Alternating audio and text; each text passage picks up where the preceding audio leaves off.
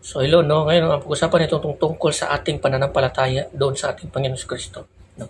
So alam nyo ba no, na kung babasahin natin ang Biblia, intindihin or pakikinggan, alam mo ba na maraming mga tao doon no, na yung mga taong hindi pa nakakakilala kay sa ating Panginoon Kristo at sinabihan sila ng Panginoon, nananalig ka ba sa anak ng tao?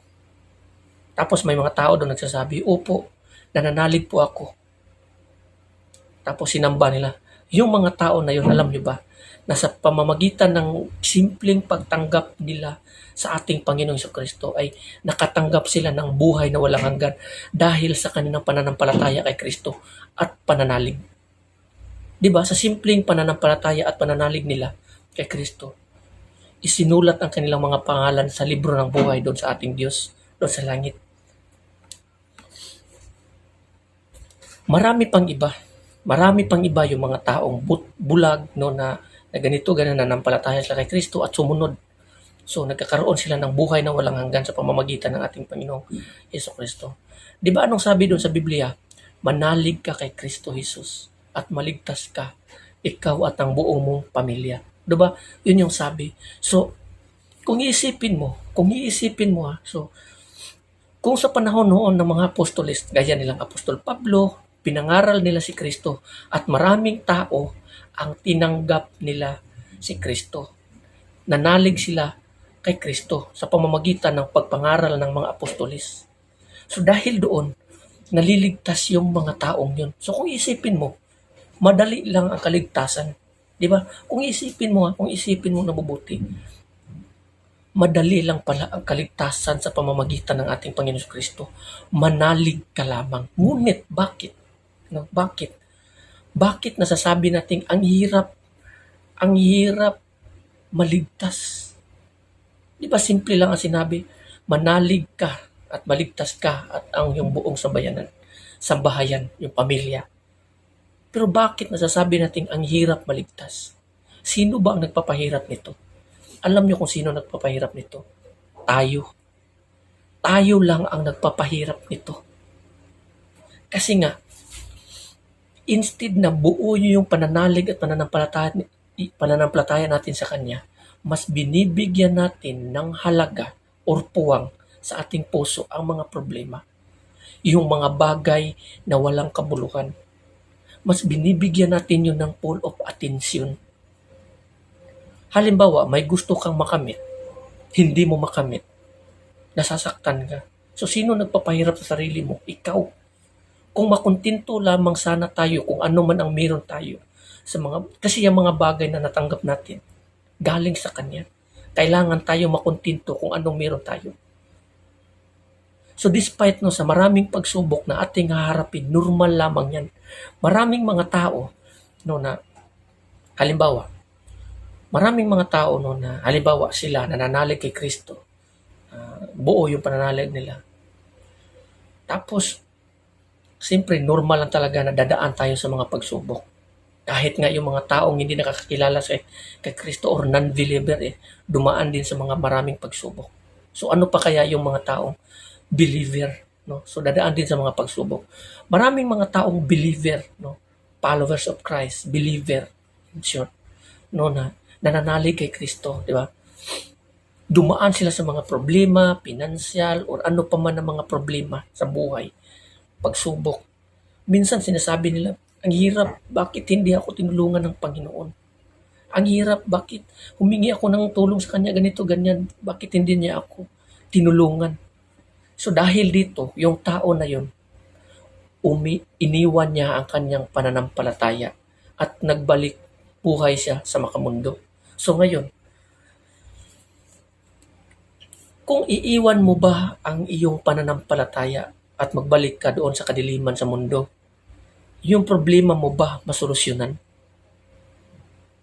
Hindi, di ba? Ganun pa rin. Kung minsan, madaragdagan pa yung problema. Maraming mga tao, halimbawa, problema sa pinansyal, tapos ganito, ganyan, iniwan ng kanilang pananampalataya kasi kulang sa napira, ganito, ganyan, nang hold up, nahuli. Di ba, lalaki ang yung problema. So, sinasabi ko, kung iiwan mo ang iyong pananampalataya, hindi yan makakatulong upang yung problema mo masolusyonan. Ganun pa rin, minsan madadagdagan. Huwag tayong humiwalay kay Kristo. Kasi nga, pag sinasabi kasi nating maraming problema na ganito ganyan, pag hindi tayo mananalig sa Kanya ng buong puso, hindi niya tayo tutulungan. Hindi naman yan sinasabi na, tulungan mo ako agad ng tulungan. Kulang ako ng pira, bibigyan ka agad. No, hindi yan ganun kadali. May mga pagkakataon yan na hindi mo mamamalayan kung paano ka iaahon, kung paano ka tutulungan ng Panginoon na makawala sa problemang yan. Step by step yan. Hindi yan tulad ng, tulungan mo ako kaibigan, bigyan ka agad ng pira, solve na yung problema. Hindi ganun yun. So ito sinasabi ko sa inyo, huwag nyo sanang iwan ang inyong pananampalataya kay Kristo dahil lamang sa mga problema dito sa mundong ito na ating dinaranas. Ako nadaanan ko na yan.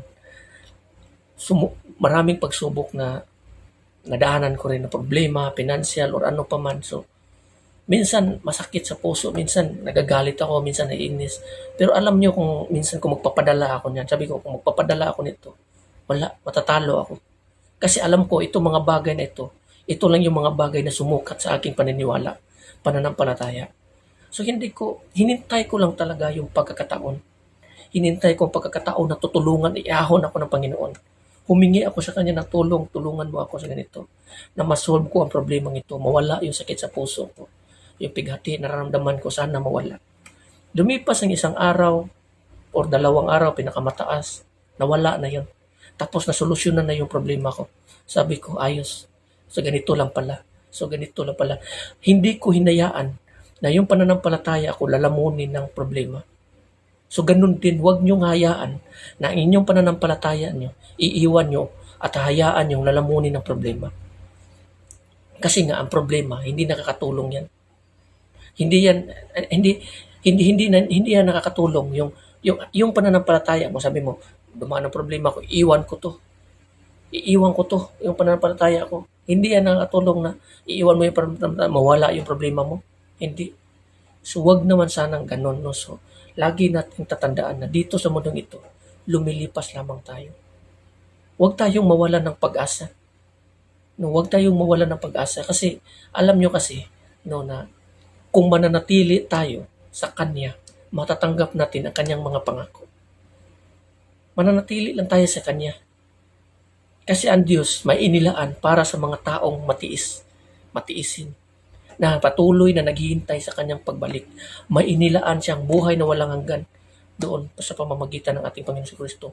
Basta hindi lamang tayo hihiwalay at iiwan sa ating pananampalataya. Yun lang, no, manalig tayo. Lagi nyo tatandaan yung mga problema na yan. Yung mga problema sa ating pananampalataya. Huwag nyong iwan yung pananampalataya nyo dahil sa mga problema. Kasi nga kung iwan yung pananampalataya nyo, ang problema, ganun pa rin. Kung minsan madadagdagan pa yung problema mo. Kasi mawawarsya ka na eh. Unlike kung mayroon kang Panginoon, medyo kontrolado mo pa ang oras, pagkakataon o sitwasyon. So masasolusyonan mo.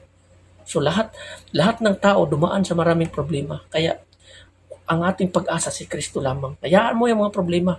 Lagi natin tatandaan.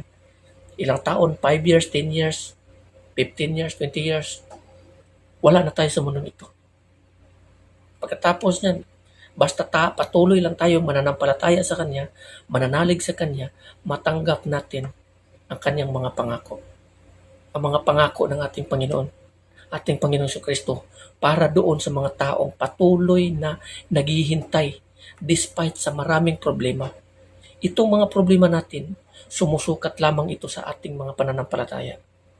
Kung ang ginto sinusubukan sa pamamagitan ng apoy at yung alay sinusubukan sa pamamagitan ng asin, yung pananampalataya rin natin sinusubukan kung hanggang saan na tayo. No, so hanggang dito na, no, and God bless everyone. Sana magiging matatag tayo.